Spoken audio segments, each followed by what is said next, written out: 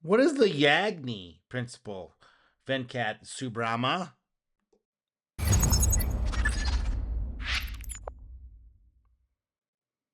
Hi, I'm Chris Thanis. I'm a KMP developer, tech support. Yeah, that you already know they're coming out for that on Tuesday. You've heard the reports. Okay, I'm gonna be doing a reaction to Venkat, which I really like his stuff on Java and Kotlin. He's pretty good on Kotlin, but in Java and his just approach, and he's definitely spent time in the pit, so he knows what he's talking about. He knows what to talk about. Let's go here. I want to first start by one principle that can help us remove some of these complexity.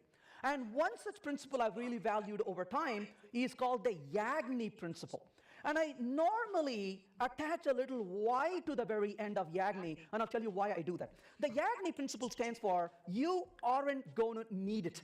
And you're not going to need it, don't do it. Well, when I talk to programmers, they usually get really upset when I say you're not going to need it. I put a little Y in the very end. You're not going to need it yet. They're so I mean, maybe. I put another M at the end of that. You're not gonna need it yet. Maybe. happy to hear that.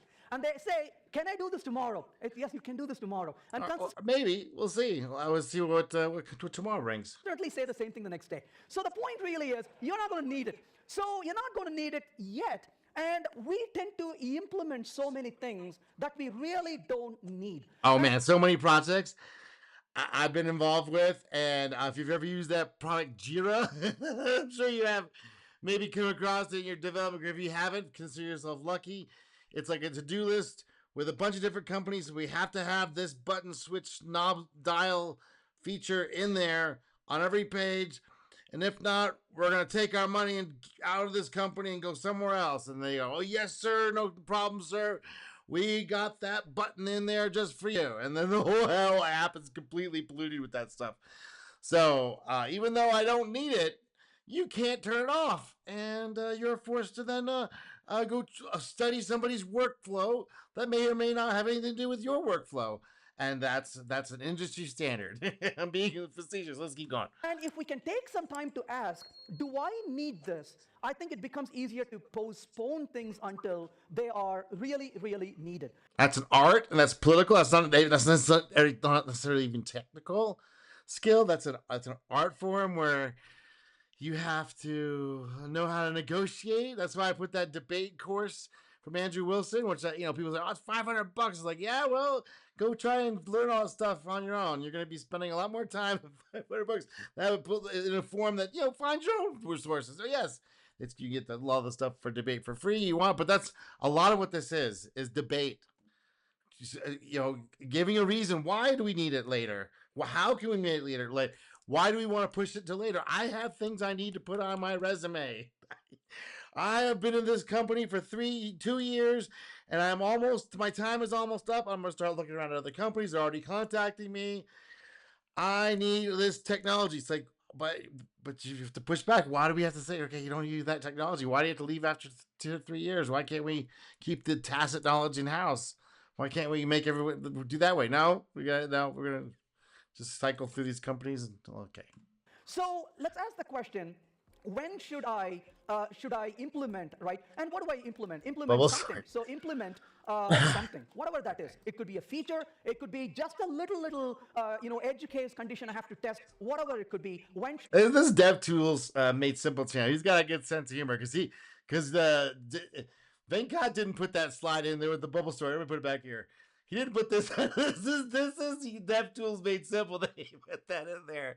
Bubbles, you put the array in, and it swaps it in place. Okay, let's keep going here. How do I implement? Implement something. So implement something, whatever that is. It could be a feature. It could be just a little edge case condition I have to test, whatever it could be. When should I implement something?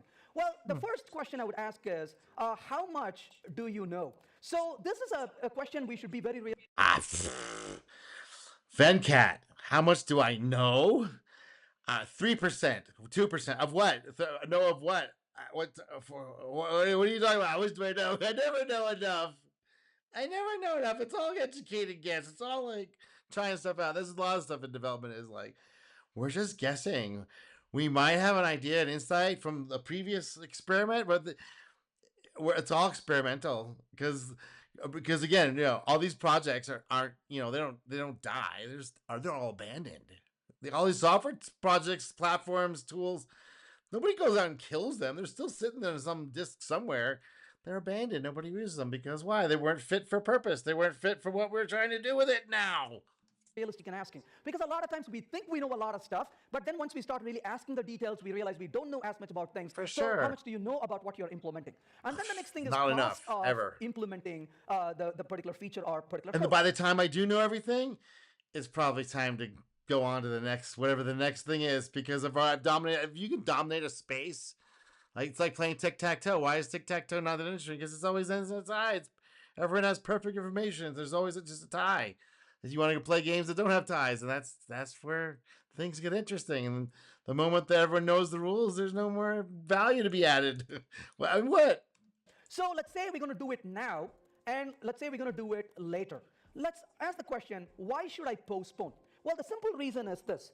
I think most of us can agree that we are smarter tomorrow than we are today. I don't know, not always, but I get what he's talking about. But this isn't always true. Sometimes we don't have maybe the time for making this decision is past. The window of opportunity is closing. The guy picked the other team, and we don't get to get the thing moving forward. I wasn't picked for this promotion. I wasn't picked for that company. There's a lot of stuff that's not always smarter tomorrow than today. So I just want to say that. Do you agree with that? Absolutely right. Except I've not run across one person so far who disagreed with me. I just did, and I give you the good reason why. And nobody liked him anyways. So the point is, Oh yes, yeah, I just are smarter tomorrow than we are today, right? So the point is, why are we smarter tomorrow than we are today? Well, we got more information about stuff. We have more data If we're points. lucky, sometimes you can get more information that's not right. That's not good. Venkat? We hear more, we listen more, and as a result, we can make better decisions tomorrow than we can do today. Not necessarily. If the information you get in is bad, or has been somebody misinformed you, or you go pick the wrong advisor, pick the wrong consulting McKinsey and Company, and you pick the wrong team. There's all kinds of reasons the data goes wrong. You got it perfect. If you actually have all the information, but the information is wrong, well, you're not really smarter, are you? So if there's something you want to implement, if that can wait until tomorrow, you would rather wait until tomorrow than implement it today. So the first question I would ask is... True. I mean, that's in general, you'd have more information supposedly, but sometimes you got to take a risk. Sometimes you're never going to have all the information. Sometimes you got to have an insight. That's what a lot of people are doing. They're just they're guessing. They don't have all the perfect answers, Venkat. They're just trying stuff out, and we're knowing that it might not be right, but I'm throwing an experiment, seeing what bounces back, and then making my changes from there. And I'm like, I guess I failed. It's like, that's not it. It's like, oh, my thing's wrong. That's it. I'm done. I mean, sometimes it is, but sometimes you just try again, try a different angle, try a different approach, a different niche, a different style, a different value proposition. Cost of implementing this now, let's say that's $1 meaning cheaper, faster, smaller, kinder, easier, more fun, goofier. All the things that can provide value. Is the cost for implementing it now. And then I'm going to say that is a lot greater than implementing it later. Well, if the implementing it now is more expensive than implementing it later, clearly postpone it. Why would you want to spend more time implementing it now, especially when you know you can wait? You would rather implement it at a later time. That's a very okay. Well, what if... All of these are subjective, very subjective. It depends on the skills of the people doing the debating about what we should do now and what we should do later. It's not technical. The cost of implementing it now is equal to cost. I mean, sometimes it's technical, but usually these aren't technical decisions. These are political, money, budget, effort. We got a trade show next week, or there's some website that just came up, or some competitor came out. We need to change our plan because the thing that we were going to do is now taken over by them, and it looks like they're IBM coming into the field, and we're a little pipsqueak.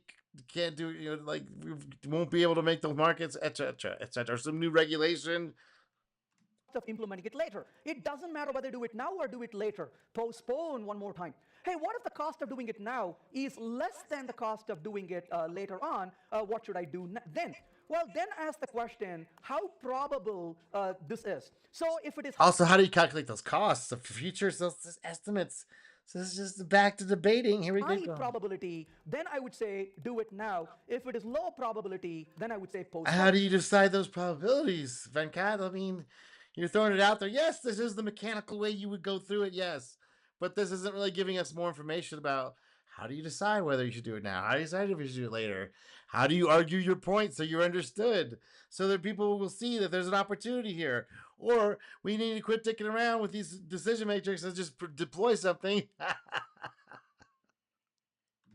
So there are good reasons why we want to postpone things to a later time.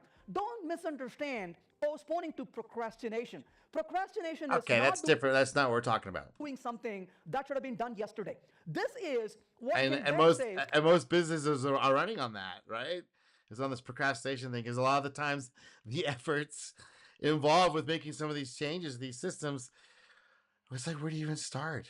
Ken Beck says courage. It's a mess. That's why a lot of these companies, whatever, they're open to direct competition because they're not going to be able to respond because the bloat's too high and they don't even they're not even looking at niches anymore. They want to where's the $1 billion market? Is postponing the decisions of tomorrow to tomorrow. And so we need to really have the courage to postpone things and say, if I wait a little longer, I'll get a little bit more visibility into this design. And when I come back and address this design tomorrow, I can do a better job with that today. So I'm going to postpone it until I come back to that. I mean, maybe, you never know. Hopefully. I mean, sometimes there's no guarantees. I mean, oftentimes you'll get more information, but there's no guarantee it's going to be the right information or get you closer. A lot of this stuff is luck. A lot of this stuff is just intuition, experience in the field, being down a pit, taking hits, being interested, and then seeing where there might be an opportunity. And unexpected, we're going to try another $1 trillion business.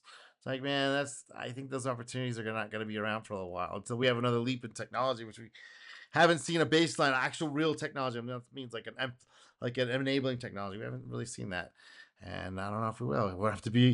We just have to maybe move our expectations down to smaller niche problems that we can solve with smaller teams profitably. I don't know. There's a lot of low hanging fruit because a lot of these companies just won't be able to respond. Anyway, give me a like and subscribe, and I'll leave the links in the deedly do.